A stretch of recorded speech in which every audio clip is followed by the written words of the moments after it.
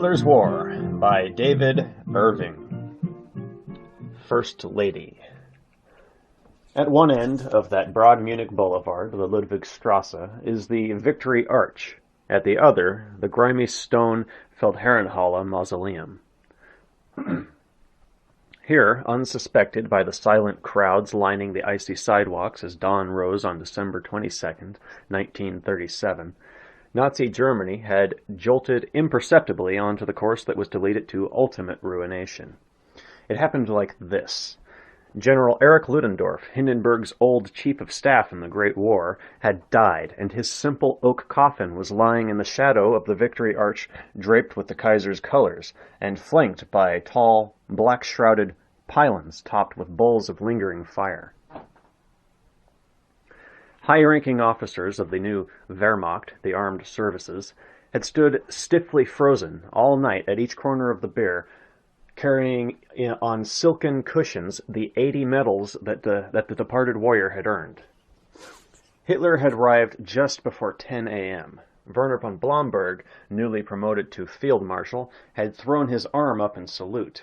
General Hermann Goering, the Luftwaffe's commander and most powerful man after Hitler and Blomberg, had followed suit. The army's commander, Baron Werner von Fritsch, was still in Egypt on holiday. To the thud of muffled drums, 6 officers had hoisted the coffin onto a gun carriage.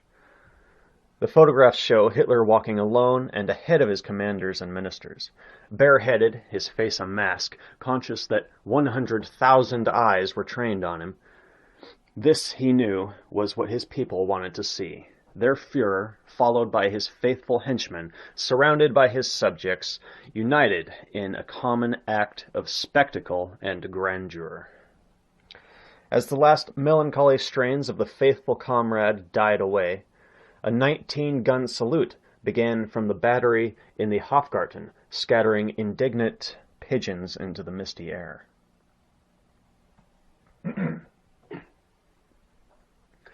Hitler left with his adjutants for the courtyard where the cars were waiting. Here Blomberg approached him. Quote, "Mein Führer, can I speak somewhere with you in private?" Unquote. Suspecting nothing, Hitler invited him to his private apartment. Within 5 minutes, he was in the elevator at number 16 Prinzregentenplatz. Here, Blomberg asked Hitler's permission to marry again. His fiancée was of modest background, a secretary working for a government agency, but this was not what was this not what National Socialism was all about? Hitler gave his consent immediately. With Blomberg, Hitler had established close rapport. Both he and Goering agreed without hesitation to act as witnesses at the wedding. The ceremony took place in private at the War Ministry on January 12, 1938. The bride was 24, while Blomberg was nearly 60. She was undoubtedly attractive. She was slim, with fair hair, a broad forehead, gray-blue eyes, a petite nose, and a generous mouth.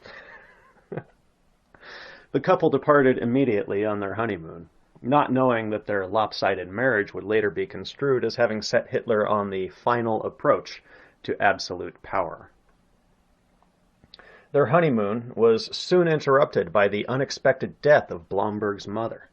Blomberg's chief of staff, General Wilhelm Keitel, accompanied him to her funeral on January 20th at Eberswalde, 30 miles from Berlin. When the field marshal returned on the 24th, some disturbing news must have awaited him, because he immediately applied for an urgent audience with Hitler. Hitler had returned to Munich briefly to open the Great Arts and Crafts exhibition there. When his car drew up outside the Berlin Chancellery late on January 24th, he found Goering waiting with a buff folder in his hands. Quote, "Blomberg has married a whore," unquote, Goering announced. Quote, "Our new First Lady has a police record. He tricked us into acting as witnesses." End quote. What had happened in Blomberg's absence was this. 3 days earlier, on January 21st, the police president of Berlin, Count Wolf von Helldorf, had shown to Keitel an innocuous change of address record card and asked if Keitel could confirm that the lady in the photograph was the new Frau von Blomberg. Keitel, however, had only seen her at the funeral, heavily veiled. He had suggested that Goering be asked, as he had been at the wedding. Helldorf had explained that something of the woman's past had come to light now that she had routinely registered her change of address to Blomberg's apartment in the War Ministry building. He had visited Goering the next morning and given him the complete police dossier on Fraulein Eva Grun, as she had been before her marriage. As Hitler opened this buff-colored dossier now on January 24th, a collection of file cards, photographs, and printed forms met his eyes. There were fingerprint records, wanted posters, and a half-dozen photographs showing a woman in various sexual poses with a wax candle. The police background statements yielded a stark mirror image of a Berlin society in the grips of economic crisis. Fraulein Grun's father had been killed in the war when she was 5 years old. Her mother was a registered masseuse. In 1932, Eva had left home at 18 and moved in with her lover, a Czech Jew of 41, one Heinrich Lovinger. Later that year, he had been offered pornographic photographs, and it had struck him that this was easy money. He had hired a Polish photographer, and the pictures were taken one Christmas afternoon. Lovinger had sold only 8 when he was pulled in.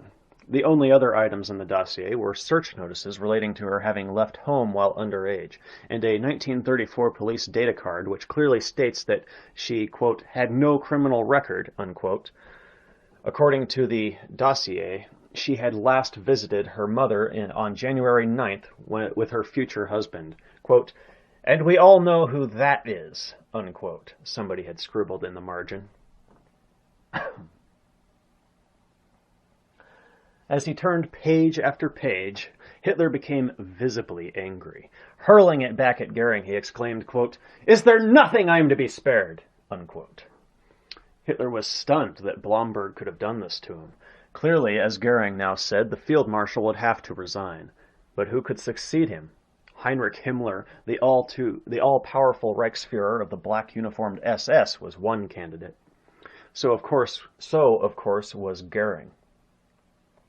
First in line, however, was General von Fritsch. In his confidential handwritten notes of these dramatic weeks, which were removed from Potsdam to Moscow in 1945, Fritsch denied any ambition to succeed Blomberg. Quote, I would have refused such an appointment, since, in view of the party's attitude toward me, the obstacles would have been insuperable, unquote.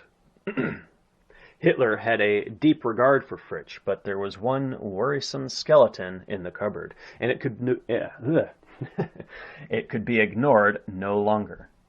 2 years earlier, during the 1936 crisis of Hitler's remilitarization of the Rhineland, Himmler had shown to him a police dossier linking Fritsch with a homosexual blackmailer. At that time, Hitler had refused to look into it, but the allegation obviously festered in his brain.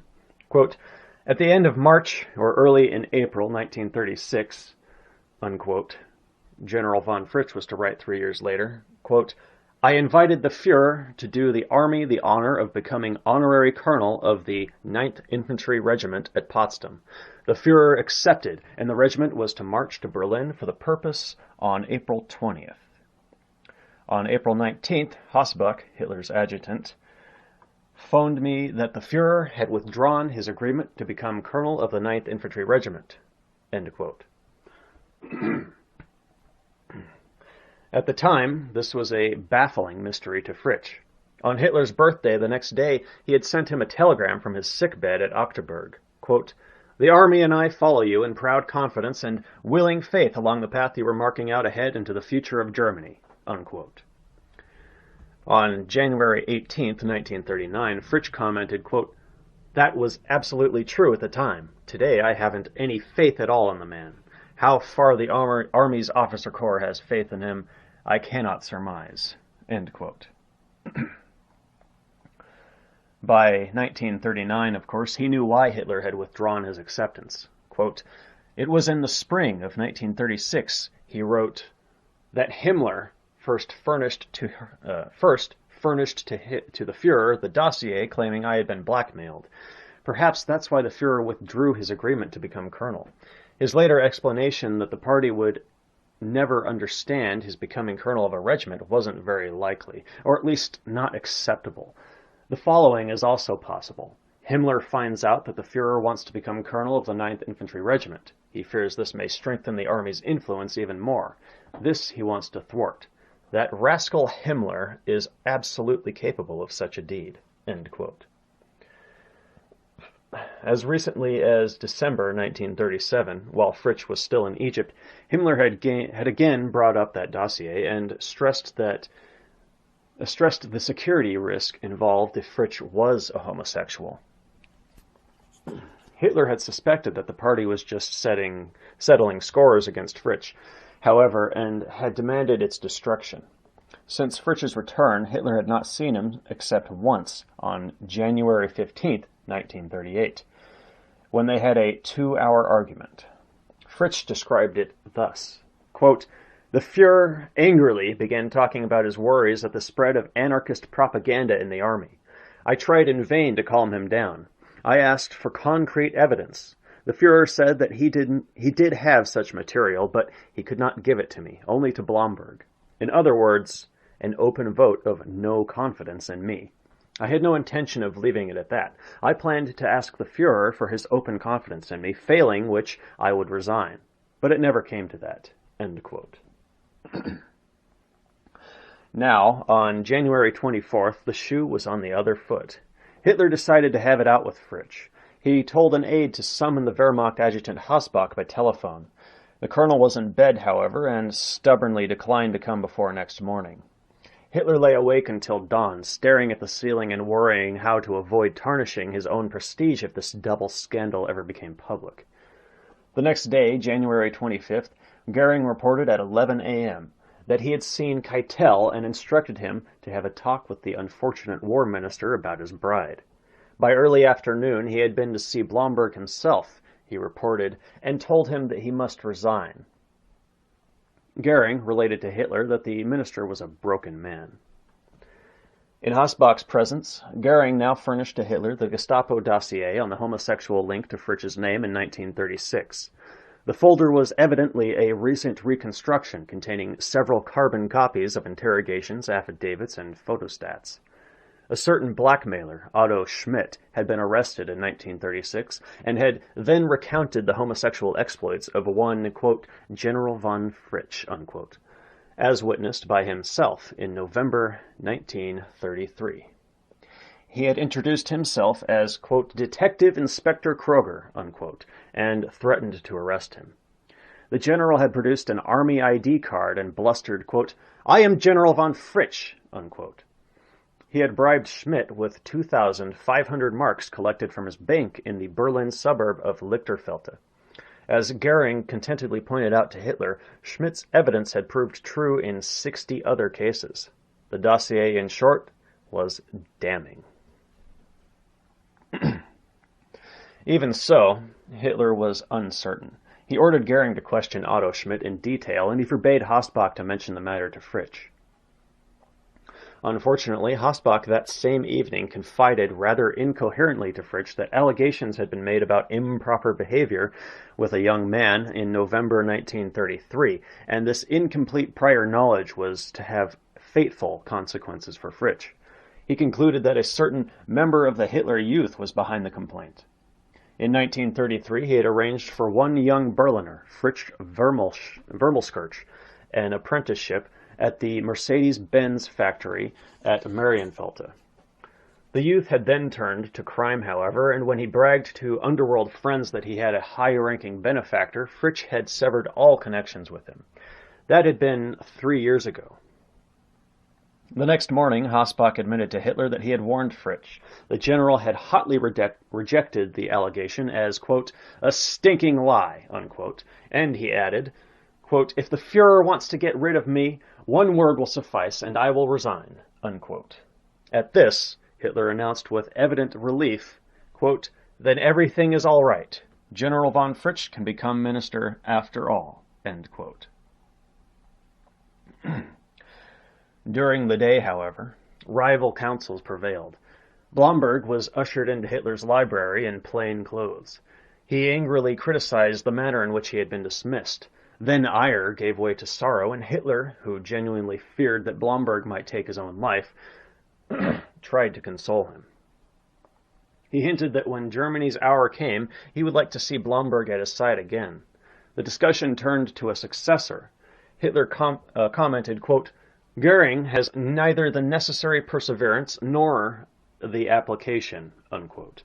As for Fritsch, said Hitler, there was some belief that he was a closet homosexual. To this, Blomberg evenly replied that he could quite believe it. Thus, the word of the commander-in-chief of the German army came to be tested against the utterances of a convict. His accuser, Otto Schmidt, by now aged 31, pale and puffy from years of incarceration. Late on January 26th, Fritsch was summoned to the library. He himself wrote this hitherto unpublished account of the famous scene. Quote, "I was evidently called in at about 8:30 p.m. The Führer immediately announced to me that I had been accused of homosexual activities. He said he could understand everything, but he wanted to hear the truth. If I admitted the charges against me, I was to go on a long journey, and nothing further would happen to me." Goering also addressed me in a similar vein. I emphatically denied any kind of homosexual activities and asked who had accused me of them.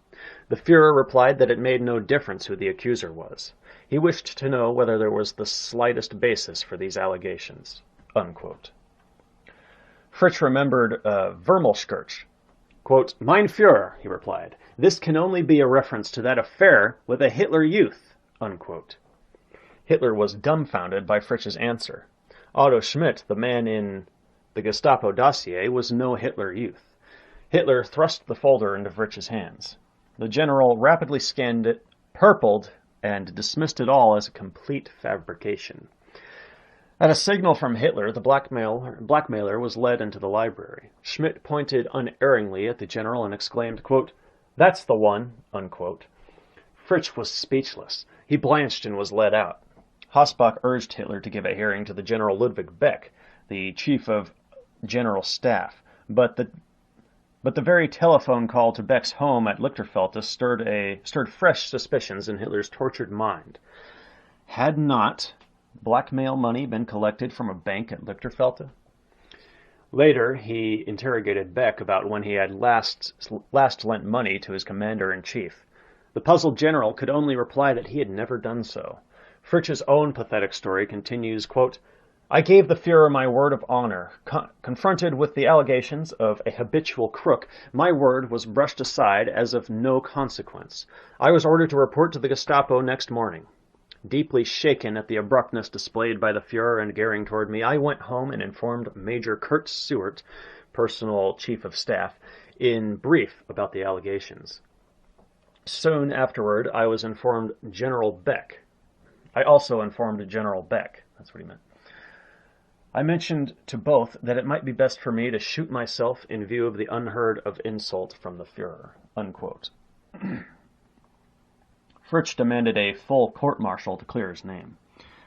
Who should succeed Blomberg now? Goebbels suggested that Hitler himself should do so.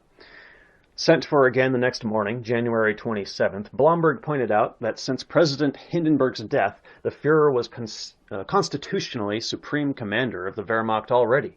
If he appointed no new war minister, then he would have direct control of the armed forces. Quote, "I'll think that over," replied Hitler. "If I do that, however, then I'll be needing a good Wehrmacht chief of staff." Unquote. Quote, "General Keitel," suggested Blomberg. "He's done that job for me. He's a hard worker, and he knows his stuff." End quote.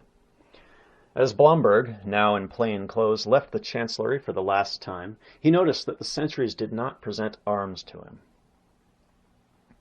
him.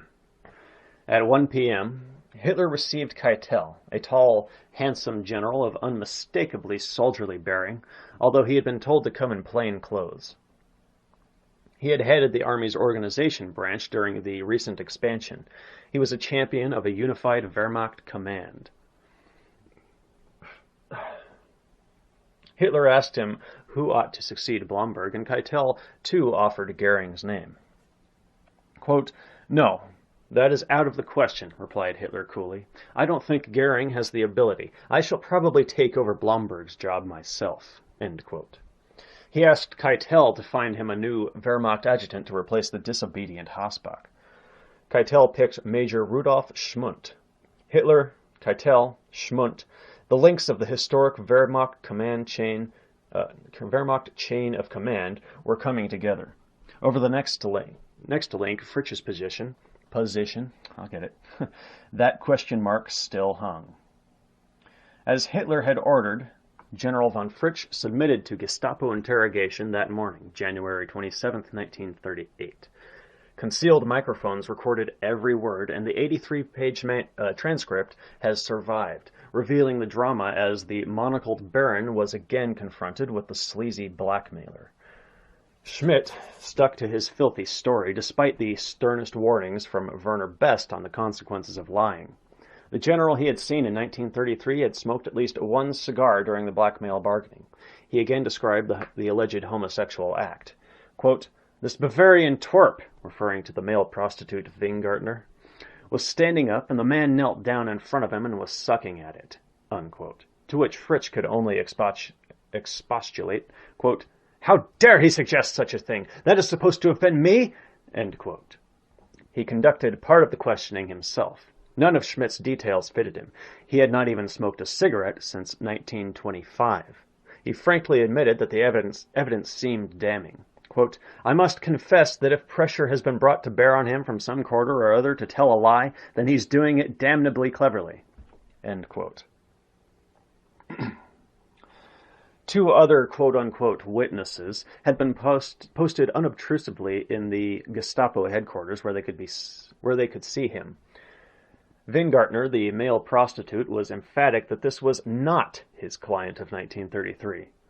Booker, Schmidt's accomplice, detected a certain resemblance, but would not swear to it. Hitler was not informed of this ambivalent outcome. Quote, "If the Führer had only been told of these two facts," Fritsch later wrote, "then his decision would surely have been very different, in view of the word of honor I had given him." End quote.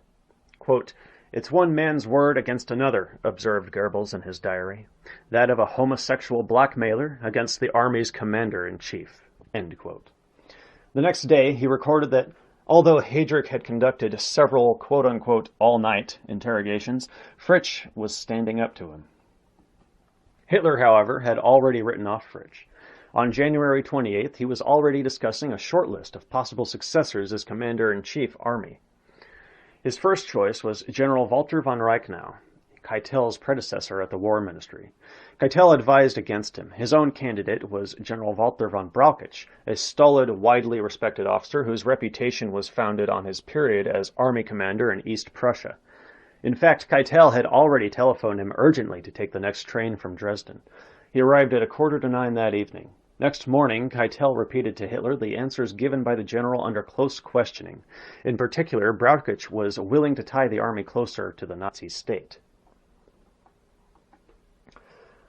Hitler sent for Brauchitsch. Now the general mentioned, however, that he too had delicate personal difficulties.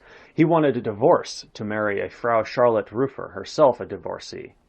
His first wife must be settled financially, which he could not afford. Brauchitsch's nomination thus appeared to have foundered. The jostling for Fritzsch's office resumed. Reichenau was seen haunting the War Ministry building. Goering sent his loyal aide, Colonel Karl Bodenschatz, to drop hints amongst Hitler's adjutants that Goering ought to take over the army too. Admiral Erich Raeder, the Navy's commander-in-chief, sent an adjutant to propose the revered but cantankerous General Gerd von Rundstedt as an interim tenant for the job. Hitler rejected all of these contenders. He heaved the weighty army list volume across the desk to the Navy captain and challenged him, quote, "You suggest one," unquote. On February 3rd, Hitler reluctantly declared himself satisfied with Brauchitsch's attitude on the church, the party, and military problems, and formally shook hands with him as Fritzsch's successor. The unfortunate General von Fritsch was asked that same afternoon by Hitler to submit his resignation. Fritsch wrote later, quote, I accepted this demand, as I could never have worked with this man again." End quote. On February 4th, Hitler accordingly signed an icy letter to Fritsch, formally accepting his resignation, quote, "in view of your depleted health," unquote. The letter was published, thus driving the last nail into Fritsch's coffin, as it turned out. Meanwhile, Hitler had charged Dr. Hans Lammers to negotiate the terms of a financial settlement for the first Frau von Brauchitsch to agree to a noiseless divorce. Eventually, the Reich settled an allowance of about 1,300 marks a month on her. Hitler thereby purchased complete moral sway over the army's new commander-in-chief, and for a relatively paltry sum. Hitler, Keitel, Schmundt, Brauchitsch. The chain of command had gained another link. Hitler decided that Brauchitsch, Goering, and Raeder, as the three service commanders-in-chief, would take their orders from a new supreme command authority, the Oberkommando der Wehrmacht, OKW, with Wilhelm Keitel as its chief of staff. Hitler himself would be supreme commander and the new OKW as his military secretariat. This OKW would also exercise Blomberg's former ministerial functions. His old National Defense Division, the Abteilung Landesverteidigung, would transfer to the OKW as an operations staff, commanded by Colonel Max von Wiebon, there we go, a staff officer of the older generation. Thus Keitel himself became Hitler's principal military secretary. Hitler never regretted the choice. The general's métier was a willingness to obey. At most, Hitler needed an industrious and efficient machine to put his own military policies into effect. He confided to Keitel that he was planning to do something that would make Europe, quote-unquote, catch its breath. It would also serve to distract attention from the Wehrmacht's problems. He would carry out a general top-level reshuffle, to give the impression not of a momentary weakness, but of a gathering of strength. It was indeed a minor landslide. Hitler changed his foreign minister and minister of economics. Inconvenient diplomats like Ambassador Ulrich von Hassel in Rome were forcibly retired. Goering was promoted to a field marshal, while 70 Army and Luftwaffe generals were too old, conservative, or obstinate, were axed or transferred. Keitel's younger brother became chief of army personnel. Most of the dumbfounded victims first learned of these changes when they opened their newspapers the next morning. By February 5, 1938, Hitler knew that his tactics had largely succeeded. The British press, Lord Rothermere, telegraphed him, quote, "May I add, my dear Führer, my congratulations on the salutary changes you have made. Your star rises higher and higher." End quote. The German army, however, could not be so easily fobbed off. Fritsch's disposal was seen as evidence of the hold that the party was gaining. At 4 p.m. on February 5th, Hitler delivered to his leading army and Luftwaffe generals standing around him in a semicircle in the War Ministry a 2-hour speech in which he mercilessly recited the allegations that had resulted in the resignations of both Blomberg and Fritsch. He read out the formal legal opinion of the Minister of Justice and quoted choice extracts from the Otto Schmidt dossier. At 8 o'clock that evening, Hitler presided over what was, as things turned out, the last cabinet meeting ever called. He briefly introduced Keitel and Brauchitsch. The former would faithfully administer the Wehrmacht High Command until the end of the coming war in 1945, while the latter proved a complacent army commander-in-chief only until December 1941, when he and Hitler parted. After the cabinet meeting, Hitler set out for his mountainside home in Bavaria, as Führer, Reich Chancellor, and now Supreme Commander of the Armed Forces in fact as well as name. Quote, "The damage that one woman can do," exclaimed Goebbels in his diary on February 6th, "and that kind of woman too." End quote. Yet if these scandals had proven anything, it was that Adolf Hitler was more deeply in the thrall of his devious henchmen than even he suspected. By early March, when he was back in Berlin, the first whispers were reaching him that he had been misled. The SS had willfully deceived him, and even Goering might not have been entirely above blame. Hitler evidently ignored the rumors. Fritsch was now lost beyond retrieval, while Himmler, the SS, and Goering were indispensable. The army investigators began their inquiries on In February, Fritsch engaged a gifted barrister, Count Rudiger von der Goltz. On March 1st, Goltz succeeded in establishing that the blackmailer Schmidt had witnessed not Fritsch, but only a cavalry captain of a similar name, Achim von Frisch, without the T. The latter very commendably admitted the felony. To clinch it, he even produced Schmidt's signed receipt for the 2,500 marks that he had been paid. Disturbingly, he also revealed that the Gestapo had investigated his bank account at Lichterfelde as early as January 15th. It was pure coincidence that this was only 3 days after the Blomberg wedding? General Walter Heitz, representing the Army Tribunal, took this startling evidence to Hitler on March 3rd. Hitler's first impulse was to call off the impending hearing. Heinrich Himmler was present, however, and he interjected, quote, "The Fritsch and the Frisch cases are two entirely different matters. The blackmailer Schmidt has himself identified the general." End quote. To underline this particular point, Achim von Frisch was now also arrested, since he had confessed to homosexual offenses. Hitler ordered the Fritsch trial to begin in secret on March 10th. A few days later, Fritsch himself wrote, quote, "Initially, my impression was that Goering, who presided, was working toward an open verdict. In other words, that my guilt had not been established, but that it was still possible. The weight of evidence was so great that even Goering had to announce that no reasonable person could fail to be convinced of my innocence. Finally, the key witness, the blackmailer, confessed that everything he had said about me was a lie." And end quote. During the hearings, it came out that on the very eve of the trial, the head of the Gestapo's homosexual investigations branch, criminal rat Joseph Meisinger, had threatened Schmidt with a sticky end should he recant on his sworn testimony. Fritsch was acquitted. There was no evidence that Hitler concerned himself in the least with the unbecoming background of this Gestapo intrigue. It was one of Meisinger's officials who had checked the Lichterfelde bank account in January, so Meisinger at least realized the error he had made. Shortly after the trial began, Himmler sent him out of harm's way to Vienna. His career was unimpaired by the blunder. Not so the career of General von Frisch. On the day after his acquittal, he wrote to his lawyer, quote, "Whether and to what extent the Führer will allow me to be rehabilitated still remains to be seen. I fear he will resist it with all his might. Goering's closing remarks would seem to indicate this in part." End quote. In his private notes, Fritsch recollected, quote, "Both before the end of the examination of the witnesses and while reading the tribunal's verdict, Goering took pains to justify the Gestapo's actions. He admittedly spoke of the tragedy of my plight, but said that under the circumstances it could not be helped.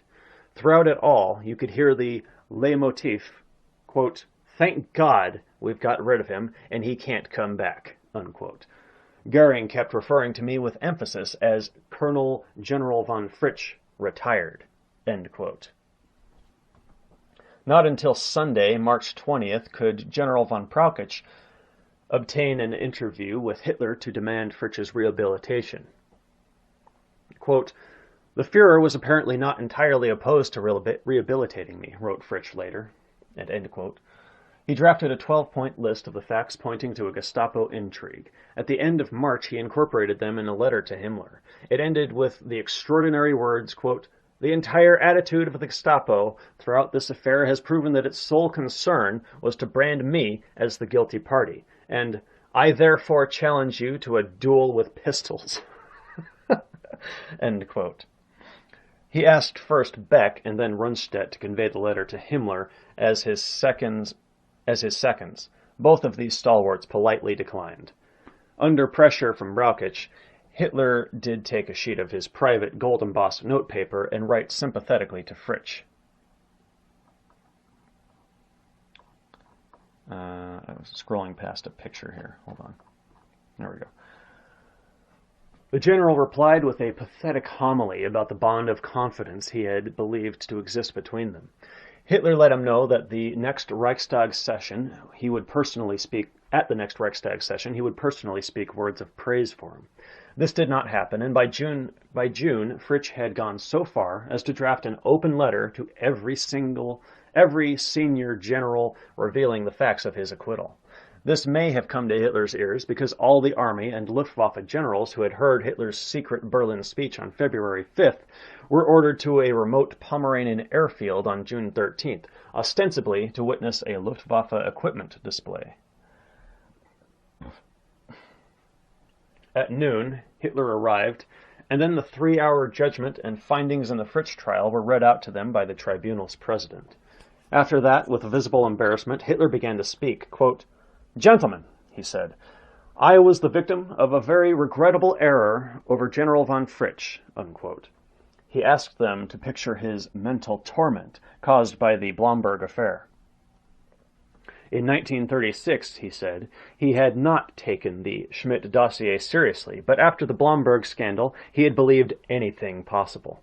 Quote, "The allegations against General von Fritsch were not malicious fabrications," he insisted. "A minor official blundered, that's all." Unquote. He had ordered the blackmailer to be shot.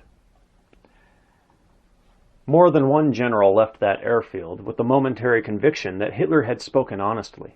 Brauchitsch reported the day's events to Fritsch 2 days later. Hitler appointed him to be colonel of his old regiment, but this ancient honor did little to heal the injury. Quote, "Either the Führer sees to it that law and order prevail again in Germany," wrote Fritsch, "and that people like Himmler and Heydrich get their deserts, or he will continue to cover for the misdeeds of these people, in which case I fear for the future. Since the Führer has sanctioned and condoned the way the Gestapo acted in my case, I must regretfully abandon my plan to challenge Himmler to a duel. Besides, after so much time has elapsed, it would probably look somewhat affected.